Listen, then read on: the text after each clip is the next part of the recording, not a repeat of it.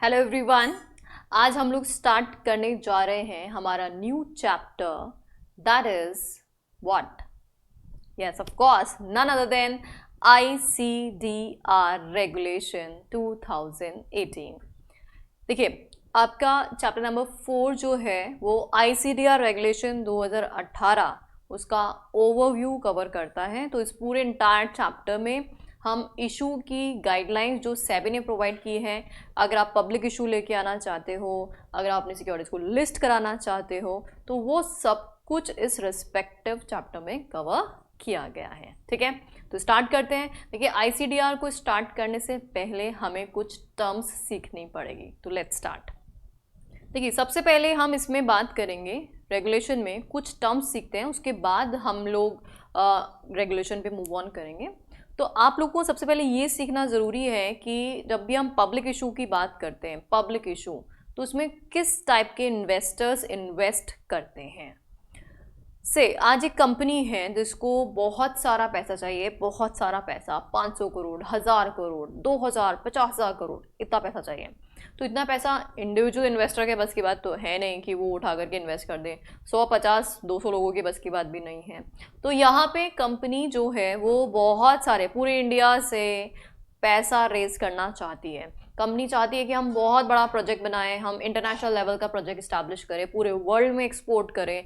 तो ऐसा हम प्रोजेक्ट अगर इस्टेब्लिश करना चाहते हैं तो उसके लिए हमें इन्वेस्टमेंट चाहिए। तो इन्वेस्टमेंट करना है तो उस केस में हमें पब्लिक से पैसा रेज करना पड़ेगा। अब देखिए, क्योंकि कंपनी पब्लिक से पैसा रेज कर रही है तो इसका मतलब पब्लिक इंटरेस्ट इन्वॉल्व हो जाता है। अगर बाई चांस वो कंपनी पैसा लेके फरार हो जाए और लोगों को नुकसान हो जाए तो वो कौन भुगतेगा फिर एट द एंड? तो लोगों का ट्रस्ट खत्म हो जाएगा। फिर लोग आगे से फ्यूचर में अच्छी कंपनीज में भी इन्वेस्ट करने से पहले 100 बार सोचेंगे। वैसे भी सिक्योरिटी मार्केट बहुत रिस्की मार्केट होता है, लोगों को वैसे ही बहुत सारे डर होते हैं शेयर्स के नाम पे, सिक्योरिटीज़ के नाम पे। तो ऐसे में अगर किसी के साथ धोखा हो जाए कभी गलती से, तो वो तो कतई इन्वेस्टमेंट करेगा ही नहीं और 100 लोगों को और बोलेगा इन्वेस्टमेंट नहीं करना है। इसीलिए इस टाइप के इशुएंस को रेगुलेट करने के लिए, कंट्रोल करने के लिए सेबी ने टाइम टू टाइम बहुत सारे रेगुलेशंस बना रखे हैं। तो आज जो हम स्टार्ट कर रहे हैं सेबी ICDR रेगुलेशन 2018, उसमें इशुएंस के कंसर्न में कई सारे रेस्ट्रिक्शंस लगा रखे हैं कि इशूअर कौन हो सकता है, कौन नहीं हो सकता, इशू करने के लिए क्या क्या कंडीशंस फॉलो करनी पड़ेगी, क्या प्रोसेस फॉलो करना पड़ेगा, वो सब कुछ। तो सबसे पहले विल स्टार्ट अबाउट इन्वेस्टर्स। किस टाइप के इन्वेस्टर्स से यहाँ पे फंड रेजिंग किया जा सकता है। तो देखिए, हमारे पास यहाँ पे पहली कैटेगरी जो है that is RII, retail individual investor. कौन सी category? RII, retail individual investors. Retails कौन होते हैं? छोटे इन्वेस्टर्स, जैसे हम जैसे इन्वेस्टर्स हो गए। ऐसे इन्वेस्टर्स जो मैक्सिमम 2 लाख रुपए तक का इन्वेस्टमेंट करते हैं, ऐसे इन्वेस्टर्स जो मैक्सिमम 2 लाख रुपए तक का इन्वेस्टमेंट करते हैं, वो इन्वेस्टर्स कौन होते हैं? रिटेल इन्वेस्टर्स होते हैं। ठीक है, तो कौन से इन्वेस्टर्स हुए? जो maximum invest up to ₹2 lakh. तो आज मान लीजिए मैं एज एन इन्वेस्टर इन्वेस्ट करूंगी किसी कंपनी के IPO में या FPO में, इनिशियल पब्लिक ऑफर या पब्लिक ऑफर में, तो वहां पे अगर मैं एप्लीकेशन लगा रही हूँ अप टू 2 लाख रुपए तक की, तो मैं कौन सी कैटेगरी में फॉल करूंगी? रिटेल कैटेगरी में फॉल करूंगी। सेकेंड कैटेगरी जो हमारे यहाँ पे है that is called non institutional investors. They are big investor, of course they are big investors, बड़े इन्वेस्टर हैं, लेकिन ये इन्वेस्टर इंस्टीट्यूशनल तो मतलब बड़े तो हैं लेकिन इंस्टीट्यूशनल नहीं है। NIN, non institutional investors means SEBI के पास रजिस्टर्ड नहीं है। अगर आज मान लो मैं हूँ और मैं 2 लाख से ज़्यादा इन्वेस्ट करूंगी, मैं 5 लाख इन्वेस्ट करना चाहती हूँ, 10 लाख रुपए इन्वेस्ट करना चाहती हूँ, तो मैं कौन सी कैटेगरी में इन्वेस्ट करूंगी? मैं NII कैटेगरी में इन्वेस्ट करूंगी। मैं सेबी के पास रजिस्टर्ड तो नहीं हूँ, मैं बहुत जाइंट इन्वेस्टर भी नहीं हूँ, लेकिन मैं 2 लाख से ज़्यादा इन्वेस्ट करना चाहती हूँ, तो मैं कौन सी कैटेगरी में इन्वेस्ट करने वाली हूँ? NII कैटेगरी में इन्वेस्ट करने वाली हूँ। तो invest more than ₹2 lakh. 2 lakh से ज़्यादा इन्वेस्ट करने वाले जो इन्वेस्टर्स होते हैं वो या तो NII होते हैं या एक और category QIBs, qualified institutional buyers. QIBs, qualified institutional buyers, qualified institutional buyers. अच्छा, ये भी 2 लाख से ज़्यादा इन्वेस्ट करते हैं, ये भी क्या होते हैं? मोर देन 2 लाख इन्वेस्ट करते हैं। लेकिन एनआईआई और क्यूआईबीज में डिफरेंस होता है। एनआईआई सेबी के पास रजिस्टर्ड नहीं होते हैं, लेकिन क्यूआईबीज सेबी के पास रजिस्टर्ड होते हैं। तो यहाँ पे एक डेफिनेशन भी दे रखी होती है कि क्यूआईबीज में कौन कौन, जैसे बैंक्स हो गए, म्यूचुअल फंड्स वगैरह हो गए, फाइनेंशियल इंस्टीट्यूशंस वगैरह हो गए, वो सब क्यूआईबीज में फॉल करते हैं। तो उनका एक डेफिनेशन दे रखा है क्यूआईबीज का। वेरएस बाकी अदरवाइज जितने भी इन्वेस्टर्स हैं जो 2 लाख से ज़्यादा इन्वेस्टमेंट करेंगे, वो सब एनआईआई कैटेगरी में फॉल करेंगे। फटाफट से रिकैप करते हैं। 3 टाइप के इन्वेस्टर्स होते हैं हमारे यहाँ पे। 3 टाइप के इन्वेस्टर्स। नंबर 1 कौन से इन्वेस्टर्स होते हैं? Number 1 is our retail. RII कितने रुपए तक का इन्वेस्टमेंट करते हैं? 2 लाख रुपए तक का। दूसरे 2 लाख से ज़्यादा वाले 2 होते हैं, एनआईआई भी होते हैं और क्यूआईबीज भी होते हैं। जो नॉन इंस्टीट्यूशनल होते हैं वो सेबी के पास रजिस्टर्ड नहीं होते हैं, लेकिन जो क्यूआईबीज होते हैं वो सेबी के पास रजिस्टर्ड भी होते हैं, और दोनों ही बड़े इन्वेस्टर्स हैं, 2 लाख से ज़्यादा का इन्वेस्टमेंट करते हैं। आई होप ये तीनों टाइप के इन्वेस्टर्स आप लोगों को समझ में आ गए हैं। अब आगे बढ़ते हैं हम लोग, आगे मूव ऑन करते हैं हम। जो है यहाँ पे ये बिग इन्वेस्टर्स है रजिस्टर्ड विद सेबी। अब यहाँ पे हमें कुछ टर्मिनोलॉजी सीखने ऑफर डॉक्यूमेंट के कंसर्न में। देखो सुनो ध्यान से समझना। आज मान लो मेरी एक कंपनी है और मैं पब्लिक से पैसा रेज करना चाहती हूँ, है ना, और लोग बैठे होंगे, अरे वाह सोनम मैम इशू लेके आ रही है, हम तो बस इन्वेस्टमेंट कर ही देंगे। Is it so? Obviously not. लोगों को पता होना चाहिए कि आप कौन हैं, आप क्या हैं, कैसा बिजनेस करते हैं, अब तक आपका परफॉर्मेंस क्या है, आपकी प्रॉफिटेबिलिटी क्या है, किस टाइप के आप हैं, देन ओनली ही आपको क्या करेंगे, लोग एप्लीकेशन देंगे, राइट। आज मान लीजिए टाटा कंपनी जो है वो कोई इशू लेके आती है तो मोस्ट प्रोबेबली वो फ्लॉप नहीं होगा, या कोई मारुति कंपनी है या कोई अदरवाइज कोई भी कंपनी है, इंटरनेशनल ब्रांड है, वो आज कोई भी पब्लिक इशू लेके आती है तो लोग उनके बारे में जानते हैं अच्छे से, तो वो जब ऑफर डॉक्यूमेंट लेके आते हैं तो उसमें अपनी परफॉर्मेंस लिखेंगे कि भैया हमारा ये पास परफॉर्मेंस है, हम अब तक ऐसे ऐसे काम करते आ रहे हैं, आपका जो पैसा हम ले रहे हैं वो कहाँ इन्वेस्ट करेंगे और उसमें क्या किस टाइप के रिटर्न्स इन्वेस्टमेंट्स में हमें एक्सपेक्टेड है। तो इस टाइप के इन्विटेशन दिए जाते हैं। तो जो इन्विटेशन दिया जाता है ना उसको बोलते हैं ऑफर डॉक्यूमेंट। ऑफर डॉक्यूमेंट क्या होता है? आओ आओ हमारी कंपनी में इन्वेस्टमेंट करो, हम ये हैं, हम वो हैं, हम फलाना है, हम ढिमकाना है, और हम यहाँ इन्वेस्टमेंट करेंगे, इतना रिटर्न तुम्हें कमा के देंगे, है ना। इसको बोलते हैं इन्विटेशन। क्या बोलते हैं? इन्विटेशन। आओ आओ इन्वेस्टमेंट लगाओ लगाओ, दिस इज कॉल्ड इन्विटेशन। तो देखो हम जो बात कर रहे हैं आईसीडीआर रेगुलेशन 2018 में ऑफर डॉक्यूमेंट की, invitation to subscribe into securities to the company. तो ऑफर डॉक्यूमेंट क्या होता है? बेसिकली कंपनी की सिक्योरिटीज में इन्वेस्टमेंट करने के लिए जो इन्विटेशन दिया जाता है उसको क्या बोलते हैं अपन? ऑफर डॉक्यूमेंट बोलते हैं। क्या बोलते हैं? ऑफर डॉक्यूमेंट बोलते हैं। ठीक बात। अच्छा अब ये जो हमारा ऑफर डॉक्यूमेंट है ना, इसके डिफरेंट नामकरण कर रखे हैं। होता इन्विटेशन ही है, लेकिन अलग अलग कॉन्सिक्वेंसेज में अलग अलग नामकरण इसके यूज किए जाते हैं। It's just like that. आप इंसान एक ही है, आपकी मम्मी आपको कुछ और बोलती है, आपके डैड कुछ बोलते हैं, आपके फ्रेंड्स कुछ और ही बोलते हैं, है ना। आपकी मम्मी मिलती है राजा बेटा, है ना, और डैड हो सकता है आपके नाम से बुलाते हो, और ओए ताले ऐसे बोलते हैं दोस्त। तो आप है तो एक ही, लेकिन आपको अलग अलग जगह आपको जो बुलाया जाता है, एड्रेस किया जाता है, वो अलग अलग नामों से एड्रेस किया जाता है। ऐसे ही होता है ना। एग्जैक्टली ऑफर डॉक्यूमेंट तो है ही एक ही है, वही इन्विटेशन है, लोगों को अट्रैक्ट किया जा रहा है कि आओ हमारी कंपनी में इन्वेस्टमेंट करो, अट्रैक्शन है, लेकिन अलग अलग जगह पे अलग अलग नामकरण यूज किए जा रहे हैं। तो क्या क्या नामकरण होते हैं? Number 1 prospectus.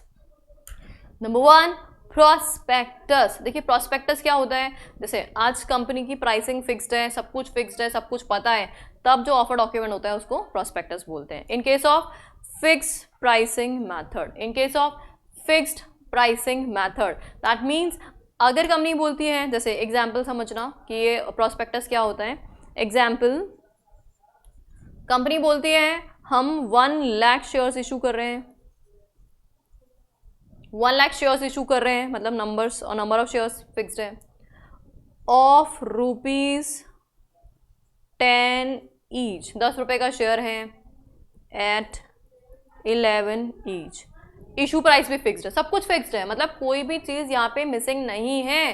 तो अगर फिक्स प्राइसिंग बेसिस पे, मतलब आज अगर मैं बोलूँ मुझे पता है मेरे शेयर का प्राइस कितना है, आई एम श्योर, तो उस केस में जो ऑफर डॉक्यूमेंट इशू किया जाता है that is known as prospectus, that is known as prospectus. ठीक है, पहला टर्म समझ में आया ना। दूसरे टर्म पे पढ़ते हैं। Red herring prospectus. अब ये रेड हेरिंग प्रोस्पेक्टस क्या होता है भाई और क्यों कब इशू किया जाता है? देखो, जब कंपनी बुक बिल्डिंग किसके थ्रू, नए नए नाम आ रहे हैं, ध्यान से सुनते जाना, कंपनी बुक बिल्डिंग के थ्रू अगर इशू करती है तो उस टाइम पे जो प्रोस्पेक्टस इशू किया जाता है, जो ऑफर डॉक्यूमेंट इशू किया जाता है, उसको क्या बोलते हैं? Red herring prospectus. तो कब किया जाता है? बुक बिल्डिंग के बाद, in case of book building method. अब ये मैम बुक बिल्डिंग क्या होता है ये समझ नहीं आता, ऊपर से निकल जाता है। सुनो, आज कंपनी बोलती है यार मैंने डिसाइड कर दिया 11 रुपये का मेरा शेयर है, माइट भी जनता मेरे लिए 15 रुपये देने के लिए रेडी है, मैंने 11 रुपये डिसाइड कर लिया, मतलब मैंने अपनी वर्थ से काफ़ी कम पैसा ले लिया। This is absolutely not good, absolutely not good ना, सही बात नहीं है ना। एग्जैक्टली ऐसे ही मान लो मैंने 11 रुपये डिसाइड कर लिया, लेकिन कंपनी में जो लोग हैं, जो इंटरेस्टेड लोग हैं, वो 10 रुपये से ज़्यादा पे करने के लिए रेडी नहीं है, तो भी गड़बड़ हो जाएगा, सब्सक्रिप्शन नहीं आएगा, लोग इन्वेस्ट ही नहीं करेंगे। तो हम क्यों डिसाइड करें अपना प्राइस? खुद ही क्यों डिसाइड करें? लोगों को डिसाइड करने दो। क्या कराया जाएगा? बिडिंग। क्या कराएंगे? बिडिंग। मतलब हम बिड करने के लिए बोलेंगे लोगों को कि भैया तुम बिड करो, तुम बताओ हमारे शेयर का प्राइस क्या होना चाहिए, और जो हमारी कट ऑफ प्राइस होगी उसी पे लोगों को अलॉटमेंट किया जाएगा। मीन्स हम नहीं डिसाइड कर रहे हैं, आप डिसाइड कर रहे हैं। It's just like that. आज मैं बोलूँ, मैं सेबी पढ़ाती हूँ या मैं कोई भी अदरवाइज लॉ पढ़ाती हूँ, है ना, जितने भी लॉज पढ़ाती हूँ, मैं बोलती हूँ मैं अपने सब्जेक्ट का प्राइस ना मैं डिसाइड नहीं कर रही हूँ। मैं नहीं बोल रही कि मैं लॉ पढ़ा रही हूँ और लॉ के मैं 5,000 रुपये चार्ज करूँगी, नो। मैंने बोला आप लोग डिसाइड करो कि मेरे सब्जेक्ट के लिए कितने रुपए बनते हैं, उतने दे दो, है ना। ऐसे भी नहीं हम 0 रुपये बोल दो, मैम हम घटिया बढ़ा दो एकदम, हम 0 रुपये देंगे आपको, ऐसा भी नहीं कर देना, है ना। इसके लिए प्राइस रेंज भी दूंगी मैं कि ये प्राइस है मिनिमम और ये मैक्सिमम है। प्राइस बैंड दिया जाता है। क्या दिया जाता है? Price band. नहीं तो सब बोलेंगे मैम आपको आता पता नहीं है कुछ भी, आप तो 0 रुपये लायक हो, तो ये तो गड़बड़ी हो जाएगी। तो प्राइस बैंड दिया जाता है यहाँ पे, प्राइस बैंड। क्या दिया जाएगा? प्राइस बैंड दिया जाएगा। मिनिमम प्राइस और मैक्सिमम प्राइस डिसाइड की जाएगी। मिनिमम मान लो 100 रुपये है, मैक्सिमम बोल दिया 120 रुपीज़, तो 100 रुपये से 120 रुपये के बीच में आप बिडिंग कर दो। अब देखो ऑन एन एवरेज अप्रॉक्सीमेटली तो अपनी औकात पता होती है ना। अब मुझे इतनी औकात तो पता होगी कि मेरे सब्जेक्ट का 4,000 से लेकर के 5,000 रुपये बनना चाहिए, या जो भी प्राइस है, तो अपनी थोड़ी बहुत औकात तो पता होती है ना। एग्जैक्ट नहीं पता होती है, एग्जैक्टली लोगों को बिडिंग करने दो। तो इस केस में हम प्राइस डिसाइड नहीं करते हैं, तो प्राइस का बैंड दे देते हैं और उसके बेसिस पे लोग बिडिंग करेंगे एंड देन प्राइस डिसाइड होगी। तो क्योंकि यहाँ पे प्राइस नहीं होती है, इसलिए इसको क्या बोलते हैं? रेड हेरिंग प्रोस्पेक्टस बोलते हैं। तो यहाँ पे क्या हो रहा है? बिडिंग ऑफ प्राइस किया जा रहा है। प्रोस्पेक्टस और रेड हेरिंग में डिफरेंस समझ में आ गया? प्रोस्पेक्टस में सब कुछ प्री डिसाइडेड होता है, सब कुछ फिक्स्ड है। मुझे पता है मेरी औकात 5,000 रुपये की है, तो 5,000 रुपये मैं चार्ज कर लूँगी। अगर मुझे लगता है 5,000 से ज़्यादा भी हो सकती है यार, तो बिडिंग करा लेते हैं। एक काम करते हैं, मैंने बोल दिया देखो भाई पूरे इंडिया में मैक्सिमम मैं 50 बच्चे पढ़ाऊँगी, इससे ज़्यादा नहीं पढ़ाऊँगी, दिस इज़ अपर लिमिट।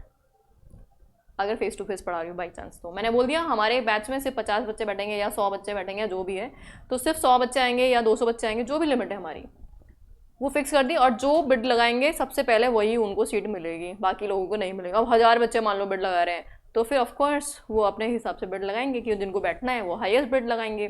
तो यहाँ पे सेम टू सेम है, शेयर्स हैं लिमिटेड, इन्वेस्टर हैं बहुत सारे। अब यहाँ पे जिसको शेयर चाहिए ही चाहिए वो हाईएस्ट बिड लगा दे और शेयर एक्वायर कर ले, ठीक है। तो प्रोस्पेक्टस में प्राइस फिक्स्ड होता है, लेकिन रेड हेरिंग प्रोस्पेक्टस में प्राइस फिक्स्ड नहीं होता। तो अब यहाँ पे क्या होता है, देखो यहाँ पे जैसे ये फिक्स था कि 1 लाख शेयर्स इशू करें 10 रुपये वाले 11 रुपये पे इशू कर रहे हो, तो यहाँ पे फिक्स था कि आपकी कैपिटल जो है वो 10 लाख की है और आपका सिक्योरिटीज प्रीमियम का जो अमाउंट है वो 1 लाख का है। मतलब टोटल इशू आपका 11 लाख का है। इशू साइज़ आपका 11 लाख का इशू साइज़ है। लेकिन जब हम रेड हेरिंग प्रोस्पेक्टस इशू करते हैं तो ये सब चीज़ें फिक्स नहीं होती हैं। जैसे यहाँ पे एक तो प्राइस फिक्स नहीं होगा, प्राइस तो पता ही नहीं है, पता नहीं कट ऑफ प्राइस क्या होगा, ये तो मुझे पता ही नहीं। अब प्राइस नहीं पता तो यहाँ पे अब एक चीज़ और मिसिंग होगी, या तो नंबर ऑफ शेयर्स मिसिंग होंगे। अगर नंबर ऑफ शेयर्स गिवन है तो या तो ये गिवन होगा, फिर जब भी प्राइस निकलेगी, है ना, तो आप कैलकुलेट कर लेना इशू साइज, या फिर इशू साइज गिवन होता है। इन दोनों में से कोई एक ही चीज़ गिवन होती है। दोनों चीज़ें गिवन हो ही नहीं सकती। दोनों चीज़ें गिवन होगी, नंबर ऑफ शेयर पता है और इशू साइज पता है, तो प्राइस निकल जाएगा, है ना। प्राइस तो निकाल ही नहीं सकते। तो हम यहाँ पे कोई भी एक ही चीज़ गिवन होती है ऑफर डॉक्यूमेंट में, कोई भी दो चीज़ें, या तो ये प्राइस तो हमेशा मिसिंग होगा ही होगा, या तो ये मिसिंग होगा या फिर ये मिसिंग होगा। कंपनी बोल सकती है हम 100 करोड़ का इशू ला रहे हैं, प्राइस आप डिसाइड कर लो, नंबर ऑफ शेयर निकाल लेंगे डिवाइड दे करके। या कंपनी बोलती है नंबर ऑफ शेयर फिक्स है हमारे, 10 लाख शेयर इशू कर रहे हैं, प्राइस जो भी होगा मल्टीप्लाई करके इशू साइज निकल जाएगा। तो यहाँ पे कोई भी दो चीज़ें मिसिंग होती हैं और एक चीज़ गिवन होती है। This is called red herring prospectus. This is called red herring prospectus. Got it? आगे बढ़े, चलो। थर्ड जो हमारा है that is shelf prospectus. That is what? Shelf prospectus. अब ये कौन सा प्रॉस्पेक्टस आ गया? ये क्या होता है शेल्फ प्रॉस्पेक्टस? देखो सुनो, ये जितने भी हम प्रॉस्पेक्टस इशू करते हैं ना, इनमें एक प्रोसेस होती है। प्रोसेस क्या होती है? आप पहले ड्राफ्ट ऑफर डॉक्यूमेंट बनाओगे। क्या बनाओगे? Draft offer document. क्या बनाओगे? ड्राफ्ट बनाओगे। ओडी लिख रही हूँ ऑफर डॉक्यूमेंट के लिए। ड्राफ्ट ऑफर डॉक्यूमेंट बनाओगे। ऑफर डॉक्यूमेंट को हम शॉर्ट में ओडी बोलेंगे, है ना? ओडी, ये ओडी है, ओ नहीं लिखा है, ओडी है ना। ऑफर डॉक्यूमेंट इज ओडी, और जो हमारा ड्राफ्ट ऑफर डॉक्यूमेंट है डीओडी बोलेंगे उसको शॉर्ट में, ताकि आप लोगों को याद रहेगा। मैं अभी बता देती हूँ आपको, हम बोलेंगे इसको डीओडी, ड्राफ्ट ऑफर डॉक्यूमेंट। देखो प्रोसेस क्या होती है, एक बार ध्यान से सुनना। सबसे पहले कंपनी ड्राफ्ट बनाती है। जब तक चीज़ फाइनल नहीं हो जाती उससे पहले उसको क्या बोलते हैं? ड्राफ्ट बोलते हैं। अब कंपनी ने ड्राफ्ट ऑफर डॉक्यूमेंट बनाया तो उसको सेबी के पास सबमिशन करना पड़ता है। फिर सेबी आता है उसमें ऑब्जर्वेशन निकालने में, ये गलत, वो गलत, ऐसा नहीं हो सकता, वैसे नहीं हो सकता, अपने अपने टर्म्स एंड कंडीशन लगाता है सेबी, है ना। अब कंपनी को ये करेक्शन करो भाई, सेबी ने क्या क्या कर दिया, आपने इतनी मेहनत करके डीओडी बनाया और सेबी को जमा कराया और सेबी ने उठा करके उसमें ये mistake mistake mistake circle circle लगा लगा के आपको दे दिया। अब आप करेक्ट करो, फिर वापस से सेबी को जमा कराओ, और फाइनली सेबी अगर शांत हो जाए तो ऑफर डॉक्यूमेंट बन के लोगों को जाएगा। इसका मतलब आपको पहले सेबी को दिखाना पड़ता है, ऑब्जर्वेशंस लेना पड़ता है, देन ही उसके बाद आपका ऑफर डॉक्यूमेंट बनता है ना। और सेबी इतने कीड़े करता है, इतने कीड़े करता है, इसकी लिमिट ही नहीं है। और अगर आपका सेबी वाला प्रोसेस हटा दें इसमें से कि सेबी से नहीं पूछना, इतना ईजी काम हो जाएगा इशू करना कि पूछो ही मत। तो अब यहाँ पे शेल्फ प्रोस्पेक्टस ऐसा ही कुछ है। वो क्या बोलता है, देखो आप एक ही साल में मल्टीपल टाइम इशू करना चाहते हो, with in a year multiple time आप इशू करना चाहते हो। अगर मल्टीपल टाइम इशू करना है तो उस केस में बार बार सेबी से क्यों पूछना है? एक ही साल में फाइनेंशियल ईयर में आपकी कोई कंडीशन तो चेंज हो नहीं जाएगी।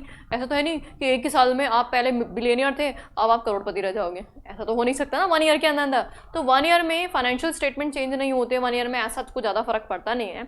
तो एक ही साल में मल्टीपल टाइम अगर आप इशू करना चाहते हैं तो बार बार सेबी से मत पूछो यार, सेबी का भी टाइम वेस्ट मत करो, अपना भी टाइम वेस्ट मत करो, शेल्फ प्रोस्पेक्टस फाइल करो। क्या होता है इसमें, एक बार प्रोस्पेक्टस फाइल करोगे, एक बार अप्रूवल लोगे, वंस ओनली।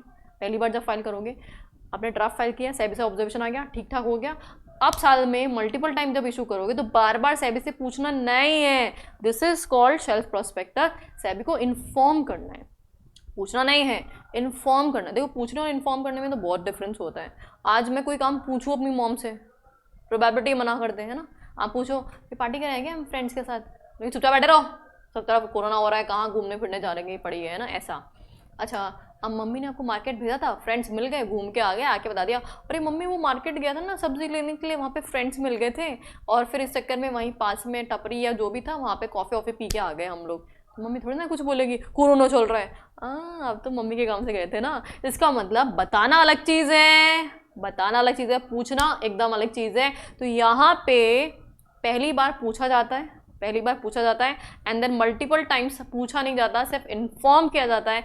एक साल में मल्टीपल टाइम इशू करने का प्रिविलेज इससे मिलता है। देखो इन अ ईयर मल्टीपल इशूज, तो उस केस में आपको क्या करना है, वंस शेल्फ प्रोस्पेक्टस सेबी को जाता है, सिर्फ एक ही बार शेल्फ, एक है शेल्फ प्रोस्पेक्टस, एक ही बार सेबी को जाता है।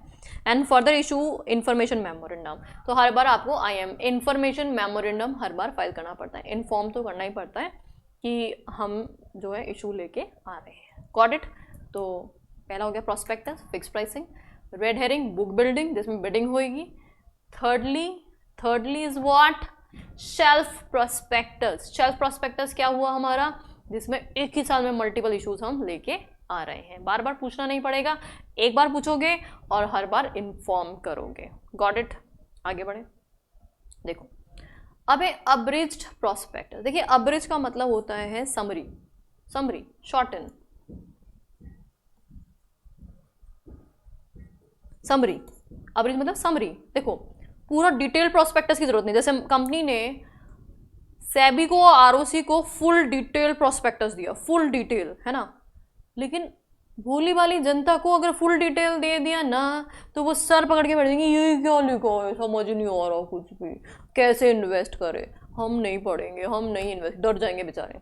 जैसे आप इवन बैंक अकाउंट भी ओपन करते हो ना, तो बैंक अकाउंट में इतने सारे डॉक्यूमेंट्स होते हैं, आपका एजेंट आता है बोले यहाँ साइन करो, यहाँ साइन करो, यहाँ साइन करो, आप बिना देखे बिना पढ़े साइन कर देते हो और दे देते हो, ऐसा करते हो ना। यार हम बहुत आलसी लोग हैं, हमसे नहीं पढ़ा जाता। और अगर फुल प्रोस्पेक्टस एप्लीकेशन फॉर्म के हर लगा दिया ना, इन्वेस्टर तो एकदम घूम ही जाएगा। तो सेबी ने बोला देखो यार तुम्हें ना अब्रिज प्रोस्पेक्टस लगाना है एप्लीकेशन के साथ। जब जनता इन्वेस्टमेंट के लिए एप्लीकेशन लगाएगी, शेयर्स के लिए एप्लीकेशन लगाएगी अलॉटमेंट के लिए, तो उसके साथ अब्रिज्ड ही लगा देना, फुल प्रोस्पेक्टस लगाने की जरूरत नहीं है। तो this is called summary prospectus. तो सेलिएंट फीचर्स ऑफ प्रोस्पेक्टस ही इसमें डाले जाते हैं, इसमें फुल डिटेल्स नहीं डाली जाती, सिर्फ और सिर्फ क्या डाले जाते हैं, सेलिएंट फीचर्स ही डाले जाते हैं। चलिए this is only summary. Next is letter of offer. Now what is this letter of offer? Again offer document तो है ही, लेकिन जब हम सिर्फ अपने लोगों को ऑफर डॉक्यूमेंट देते हैं तो उसको बोलते हैं लेटर ऑफ ऑफर। किसको देते हैं? अपने लोगों को। अपने लोग बोले तो कंपनी बोल रही है हम राइट इशू लेके आ रहे हैं, राइट इशू किसको दिया जाता है? एग्जिस्टिंग मेंबर्स को ना, लेटर ऑफ ऑफर। कंपनी बोलती है हम बाय बैक कर रहे हैं, तो वो भी किसको दिया जाता है? एग्जिस्टिंग मेंबर्स को, उन्हीं के तो शेयर्स खरीदते हो। तो जब एग्जिस्टिंग मेंबर्स के लिए ऑफर डॉक्यूमेंट होता है तो उसको क्या बोलते हैं? Letter of offer. क्या बोलते हैं? लेटर ऑफ ऑफर, है ना। तो बाय बैक और राइट इशू में इशू किया जाता है। तो right issue and buy back इन दो केसेस में होते हैं। किसको दिया जाता है? एग्जिस्टिंग मेंबर्स को दिया जाता है। ठीक है, ये term clear. Next is placement document. अब प्लेसमेंट डॉक्यूमेंट बेसिकली क्यूआईबीज वगैरह के लिए होता है। तो क्यूआईबीज वगैरह को जब इशू करते हैं तो उनके लिए यूज़ किया जाता है। तो इनके लिए कोई different special kinds of issue होते हैं, जैसे क्यूआईपी हो गया, क्वालिफाइड इंस्टीट्यूशनल प्लेसमेंट वगैरह। तो अगर ऐसे कोई स्पेशल आप इशुएंस लेके आते हैं तो उस टाइम पे जो ऑफर डॉक्यूमेंट इशू होता है that is known as placement document. तो ये ऑफर डॉक्यूमेंट के डिफरेंट नामकरण हैं डिफरेंट सिचुएशंस में। तो पहला क्या हुआ? प्रोस्पेक्टस, फिक्स प्राइसिंग है। रेड हेरिंग प्रोस्पेक्टस, बिडिंग कराएंगे। शेल्फ, एक साल में मल्टीपल इश्यूज, बार बार सेबी से नहीं पूछेंगे, एक बार पूछेंगे और हर बार इन्फॉर्म करेंगे। देन अब्रिज प्रोस्पेक्टस, अब्रिज मतलब डिटेल नहीं डालना है, सेलिएंट फीचर डालना है। अगर मान लो सेम कंडीशन के साथ दोबारा इशू कर रहे हो तो अब्रिज डाल दो, या एप्लीकेशन के साथ अटैचमेंट कर रहे हो अब्रिज डाल दो। ठीक है। देन उसके बाद लेटर ऑफ ऑफर किसके लिए होता है? हमेशा एग्जिस्टिंग मेंबर्स के लिए होता है। राइट इशू लेके आ रहे हो, बाय बैक कर रहे हो, लेटर ऑफ ऑफर जाएगा। और प्लेसमेंट डॉक्यूमेंट जो होता है जब क्यूआईबीज, क्वालिफाइड इंस्टीट्यूशनल बायर्स को जब कोई स्पेशल टाइप का इशुएंस वगैरह होता है या स्पेशल काइंड ऑफ इशुएंस में हम क्या करते हैं? प्लेसमेंट डॉक्यूमेंट इशू करते हैं। तो ये सारे offer document I guess clear हो गए होंगे। हमने आज क्या क्या सीखा? एक तो 3 डिफरेंट काइंड के इन्वेस्टर्स सीखे हैं और साथ ही में हमने सीखा है कि डिफरेंट टर्म्स ऑफर डॉक्यूमेंट के क्या क्या होते हैं। आज के लिए इतना ही बहुत है। एक बार इसको डाइजेस्ट करो एंड देन उसके बाद इसकी टर्मिनोलॉजीज जो है, रेगुलेशंस जो है, हम नेक्स्ट क्लास से स्टार्ट करेंगे। Thank you so much.